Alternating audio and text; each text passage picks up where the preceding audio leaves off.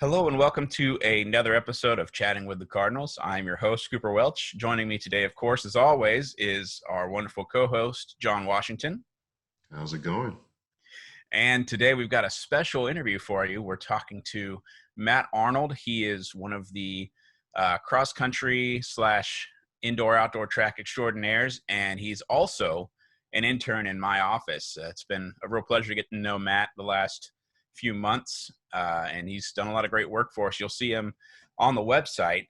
He actually has written several stories for us, probably I'd say close to 30 or 40 at this point, mostly covering track, but he also does tennis. He does some baseball, some softball, some soccer, whatever we throw at him. He's always been a good sport and helping us out.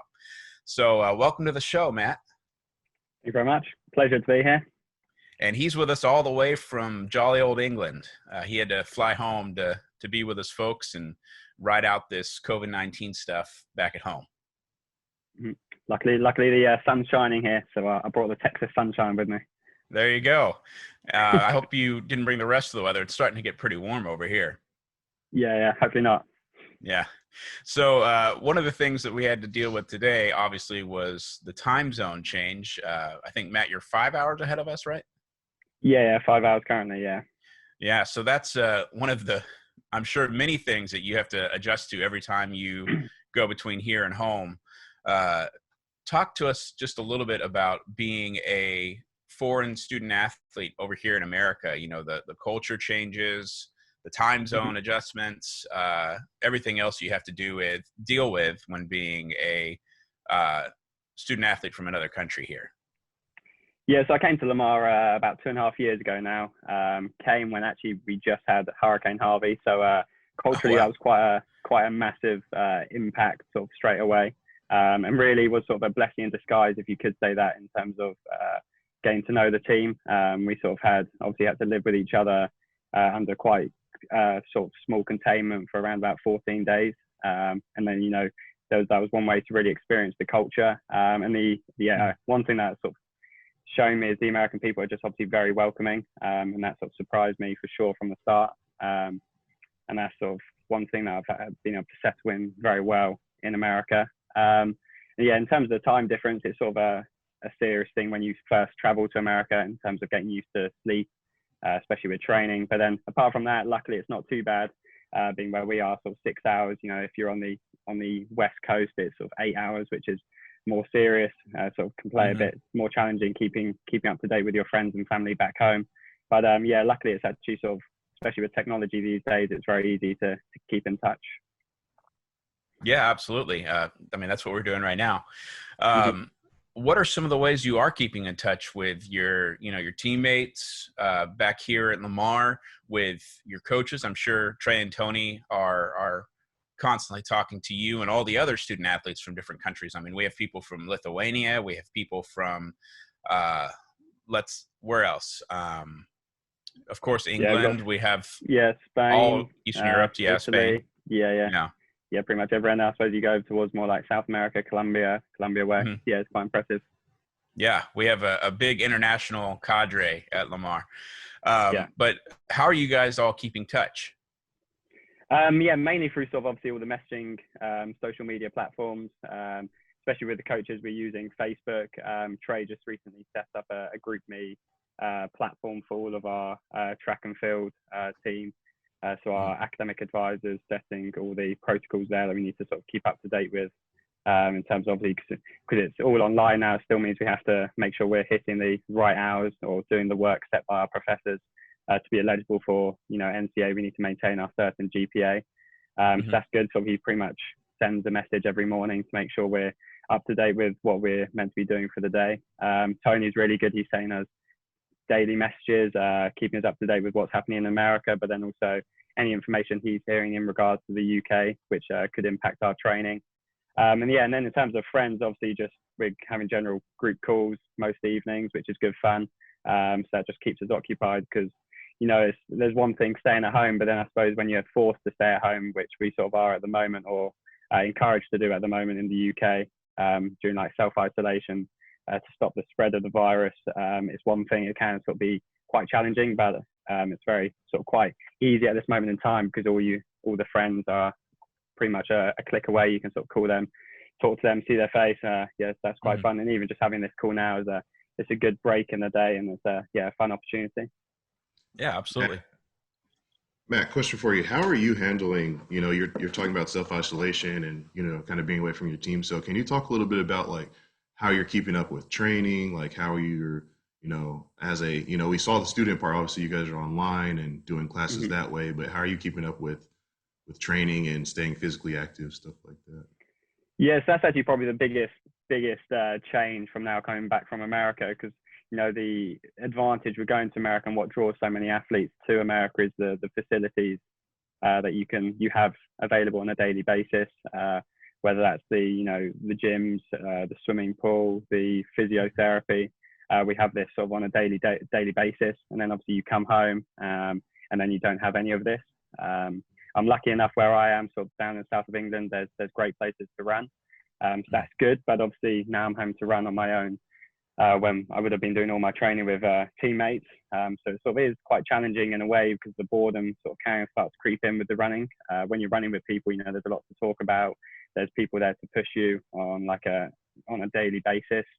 So it sort of actually comes what used to be Tony setting as the training, and really he's there to sort of motivate you now. Even though he's setting you the training from another country, it sort of comes down to you now to sort of motivate yourself to really actually go out, do the runs, do the strength and conditioning, do sort of all the extra type of training that was there in terms of team-based exercises.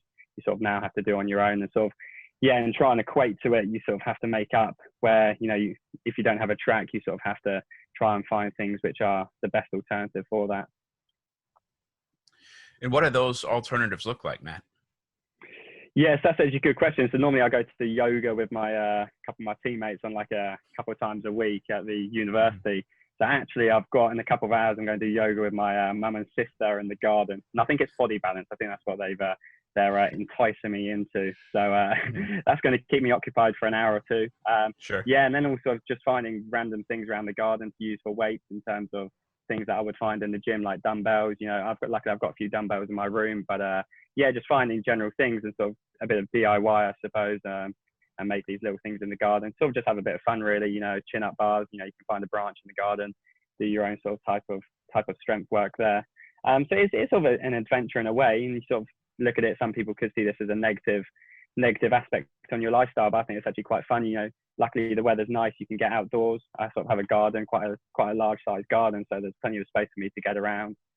Yes, I suppose it's sort of just try and find what I can do, and then use that to the best of my advantage. Absolutely.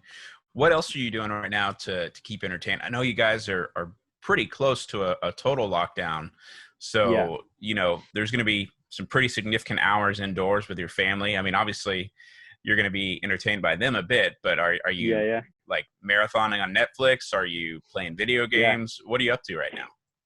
Yes, that's one thing. Sort of at the moment, because I flew back on Sunday, so sort of actually catching up with my family for the first week or so. So showing them through like various photos through like over the last term. So I set up a few slideshows. We sort of go through that in the evening.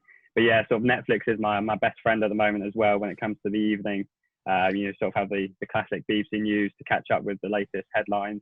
And then it's a couple of hours of Netflix before bed, or Amazon Prime. So I've started a few seasons.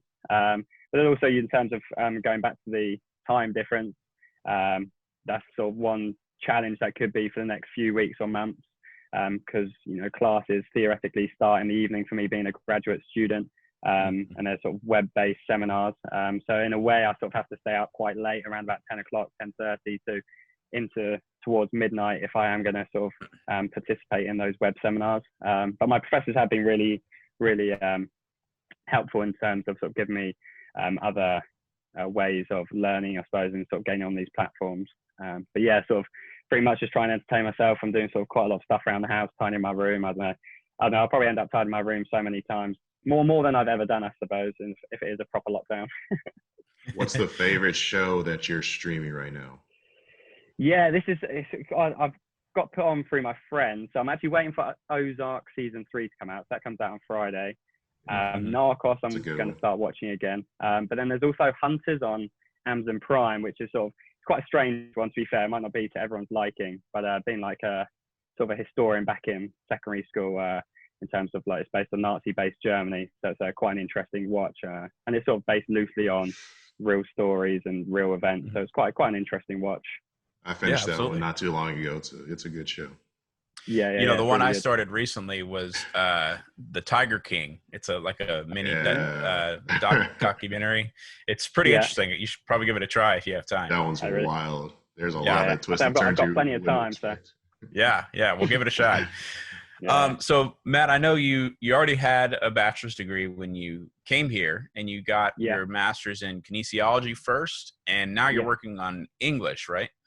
Yeah. So last year, once I graduated, I managed to get a 6th year of eligibility Mhm. through the help of like the staff at Lamar, and that was an opportunity I couldn't turn down. And I had to look to study towards another master's. And yeah, the one that sort of came up was a master's in English literature and language. So at first it was quite challenging, quite a lot of reading, but yeah, it's actually been really enjoyable and sort of has helped me with my, well, like you said, my job at the moment with the media department as a like sports information assistant. Yeah, and it sort of goes hand in hand with my writing. And a lot of the work I've published for the athletics department, I've actually used as practical examples for like a digital portfolio online, which I needed for one of my courses. Yeah, and the English department really enjoys sort of reading the articles I publish. So yeah, it's been sort of, it's worked quite well hand in hand. Yeah, Matt, absolutely. like, can you know, a lot of student athletes don't get to see our side of things, Yeah. from the different perspectives. So can you kind of talk about like the differences and, the things that maybe open your eyes being on this side of the athletic world?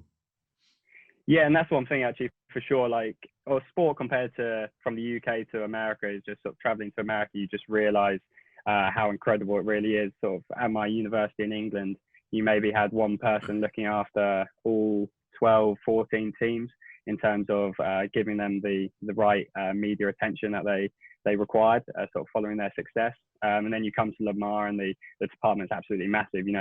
It's so welcoming, like a very young department as well. So there's a lot of fun that goes around. And you just realize that, yeah, there's so many people working towards an end goal to sort of advertise Lamar in, such a brilliant way, but then also make sure the success of the teams is published and sort of advertised to the outside community. Yeah, so I sort of work in the sort of the media side in terms of writing articles, and then across the corridor from me, we've got the sort of the digital team that look after sort of the videos, and then you can just see they're working 9 till 5, creating these brilliant videos for the sports teams highlights, future promotions. Yeah, it was an eye opener for me, because during my first year, you sort of saw these articles get published, and like to put a face to that article now, and sort of to see the background to a match day, for instance, with basketball, how much time goes into them, is quite impressive. And it's sort of actually, as an athlete, I sort of now feel far more responsible when I come to compete. I'm not just competing for myself, but almost like the work that's done in the media department by doing well as a team, by winning a conference title. It almost makes all the hard work that the media team do, it makes it sort of worthwhile in a way. Because a lot of them actually, the success they have as a team, or we have as a team, the people in the department really do feel. So I know especially in my office, each person looks after a certain team, and they sort of obviously do get really connected to that team emotionally. So when they do well, they feel that, they feel the win, but equally when the team sort of loses, you can see the effect on them. So that sort of was an eye opener to me, and sort of, I passed that information on to the team, and I said, when we do well, it's not just our team doing well, it's actually the whole university sort of feeling that gain. Yeah. Well, on a little bit lighter note, you've been working in our office for about a year now. What's some of the funniest moments or best experiences you've had working with us? Well, that's a good question, really. Yeah, to be fair, there's a very good character. So James Dixon, he's a great guy. So he's sort of my boss, looks after I think he's like the assistant athletic director, or he sort of looks after, and he's a great laugh. We have some very sort of good debates in terms of politics and sports and anything that sort of passed through over the weekend. In terms of like good stories, there's too many, to be fair, and that's the thing I actually look forward to. A lot of people, when they sort of have work, they're like, I can't be bothered, but actually I can't wait for Tuesday, Wednesday, Thursday, to come around. It's exciting for me to get into the office. In terms of like, we're going back to what you said about the culture, that's like the best way for me to experience the culture. You know, I'm talking to people that from across the country, and they sort of give me, you know, a really good insight into, you know, how well the country works and sort of different aspects. Yeah, no, it's great fun. Yeah, I know we like to talk a lot about the differences between American politics and British politics, and Mhm. where all we've both traveled and things like that. It's always been a good time. Yeah, it's been good fun, and we obviously do like our coffee as well. So me Yeah, and Cooper, we're big coffee connoisseurs, I think. So that sort of gets us through the morning. yeah, And that's, absolutely. I suppose, yeah. Mr. Dixon's not the biggest fan of coffee. That was quite a funny story from a young age. His father, I believe, sort of pretty much forced coffee down his throat, to the extent to which he actually despises the smell of it. So we have Yeah, to be careful sometimes when we brew the coffee. But, yeah, that's true. That is true. Uh, Matt, let's change gears here a little bit and talk about, obviously this virus has changed a lot of things. yeah, Um, the outdoor season was canceled altogether this year, yeah, and the indoor season, you guys got all the way through the conference championship, and then the day of the NCAA national championship, we had Thailand there. We had him in New yeah, Mexico, and that's when the decision came down and everything mhm, stopped. yeah. So first, before the NCAA made any announcements about, you know, eligibility or anything like that, what was going through your head when they said, that's it? You know, this was the end of your senior season, you're done. How did you feel? Yeah, so funny enough, I was working in the department on that day. I just Hmm. published the article on Thailand, who was ready to compete on the Saturday, so two days in advance. Yeah, and the news started gradually breaking in terms of, I think the first stuff came through in terms of the American conferences, like the basketball side with the tournament going on. You could sort of really tell that the whole department was sort of affected by that. And yeah, it was quite worrying on my behalf because it was my final year, and I sort of had some games that I really wanted to try and sort of hit. Hmm. Sorry, I think the telephone's going off at the moment, but I'll let it Oh, you're run good. through. Yeah, so it's actually sort of on that part I was quite worried, because, you know, a lot of our team, for instance, we were in good places. We're looking to qualify for the NCAA regional championships, and maybe actually sort of qualify for the national championships. And there's certain individuals, especially Jordan and Jack, who were performing really well. And then Mhm. instantly that was sort of just thrown into turmoil. You know, there was talk of potentially eligibility being granted from the offset, but this was all sort of just hearsay talk, and there was no real substance to that. Trey was really good in that behalf. He sort of gave us a lot of information, settled our thoughts. And so that was really good. And yeah, sort of, yeah, to be fair, it was sort of almost until last week when we actually found out we were going to have outdoor eligibility granted to us. That was the only time when we could actually really sort of breathe a sigh of relief in a way, and know that we could actually be coming back for another year. Yeah, and I suppose I think a lot of athletes, because, you know, they did have sort of their next chapter set. And I know a lot of athletes from other colleges, for instance, you know, even though they may be granted this outdoor eligibility, you know, that I don't think the opportunity is there for them to come back to university. So I think sort of having that taken away from them was obviously quite upsetting for them. And it's one of those things you can't control it. Sort of, it was the right decision. You see how it's spread through like Europe, for instance, and how dangerous it is. So, you know, there's no ill feeling towards the eligibility being towards competition being taken away. Yeah, but it's just quite a surreal experience, really. And sort of even coming back now, sort of wake up in the morning, I'm sort of like almost like, it sounds quite cliche. You sort of pinch yourself and you're like, actually, is this happening? You know, it's Yeah. April. It's not even April yet, and I'm back in the UK. Potentially won't be competing until, I suppose, if I do go back, won't be competing on the college scene for another year now. And then in theory, like, I won't be competing for another sort of 3, 4, 5 months. And the outdoor season is always like the most intense. It's the longest, you know, you sort of compete for about 2 to 3 months, and tends to be the most enjoyable. We traveled to California sort of a couple of times with the team. So you sort of miss out on these trips, and that obviously is quite upsetting, or disappointing, I suppose is a better word. But yeah, you sort of just have to get used to it, I suppose. Yeah. And you don't have to tell us for sure now, obviously, but where are Yeah. you leaning on coming back or this being it? Yeah, so yeah, definitely will be coming back if the opportunity is there. Trey messaged us when he sort of found out about the eligibility being granted. He said, "Would you be interested?" And I said, "Yeah, definitely." I was looking to sort of come back next year to complete my master's and sort of have a position potentially with the media department. So I suppose now actually being able to compete for the university is just an added bonus. I'll be able to train with the team.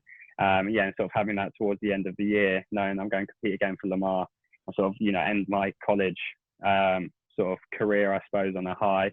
Add another conference medals here and there, conference titles is, it's a brilliant sort of gain, I suppose, and something to aim for.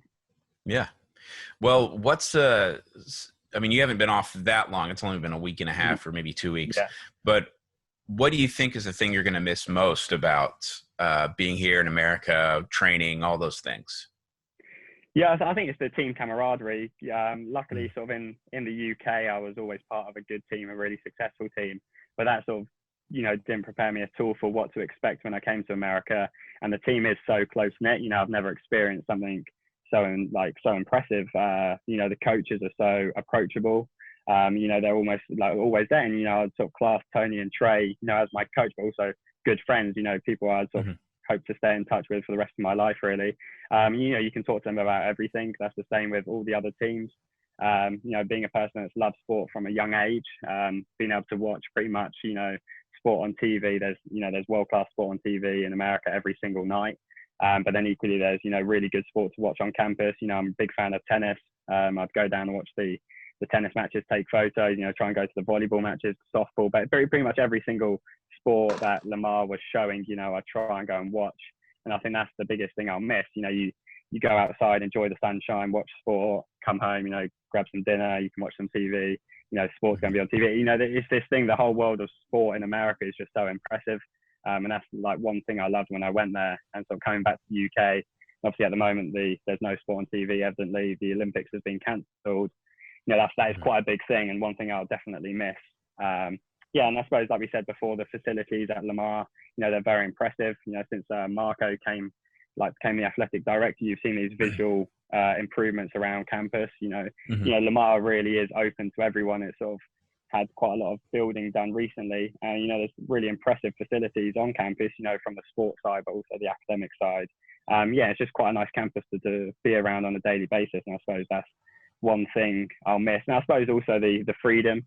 When you're at home, the freedom sort of is taken away slightly. You sort of, which is nice. You have your parents cooking, but then equally, it's quite nice cooking for yourself in America, and sort of having that sort of being with your friends on a daily basis. Yeah. Well, what does Lamar University mean to you? You've said a lot of things: freedom. You've said family. I think teammates, competition. But what's the one thing that really just sums up Lamar for you? Yeah, I think it's one big family. To be fair, it's one that people would laugh at that, but I think it actually is the case. Everyone's so welcoming on campus, and I suppose because it's quite a small campus, you pretty much can get to know quite a lot of people. You can run through campus and you'll bump into sort of 10, 15 people and you can have conversations for 10, 15 minutes. You sort of pop down on campus for half an hour and you end up being there for 2-3 hours because you sort of just catch up with people. And I think that's the one big thing about Lamar. And I know people in the past have always said this when they graduate, and sort of athletes from the UK, they just say, that was one thing with Lamar. It was so welcoming. Everyone there on the campus was so nice. And I think that's one thing it really does sort of amplify. It's just this whole idea that, you're welcome to the university, and they'll sort of do everything to help you really to achieve your goals academically and from the athletic side of it. All right, Matt, my last question for you. You're stuck at home. We've seen people hoarding all sorts of things to try to, weather this storm, this metaphorical storm. I know you've got your TP, you've got your food, everything, but what's the one thing that's like your guilty pleasure, your must-have that's stocked up in your fridge or your cabinets or whatever right now? That is a very good question. I don't know. I suppose my parents have said, you can't go to town, as they say in like an English term. You can't go crazy in the fridge or the cupboards. We sort of you have to limit your food intake slightly. I don't know. I suppose one thing, I do love my milk and that. That's one thing I suppose I'll try and have to. I don't know. That's a good question, really. I suppose I've got quite a healthy diet. Coming back to the UK, you can sort of have as much fruit as you like. Mm-hmm. Yeah, sort of in America, it can be quite difficult to get hold of. Yeah, I don't know. I wouldn't say I've got a guilty pleasure as such, but I think my mum's given me a stern word sort of to make sure you don't go too crazy in the fridge. But Sure. Well, John, you got anything else? That's it for me. All right. Well, thank you, Matt, so much for being on with us, and we're looking forward to having you back as soon as we can get you back in America. No, I appreciate it. Keep enjoying your time out there, guys, and I'm sure I'll see you soon. Yeah, keep Thanks, in Matt. touch. Cool. All right. That has been another episode of Chatting with the Cardinals. Later on this week, you can expect us to be trying to get on LU head football coach Blaine Morgan. We're going to also try to get the softball coach Amy Hooks on probably sometime next week. And then you can expect a bunch more student athletes of Lamar University to be on with us. But as always, just another reminder to keep washing your hands, stay inside, and thank you so much for joining us today. This is Chatting with the Cardinals. I'm your host, Cooper Welch, and for John Washington over there, thank you for joining us.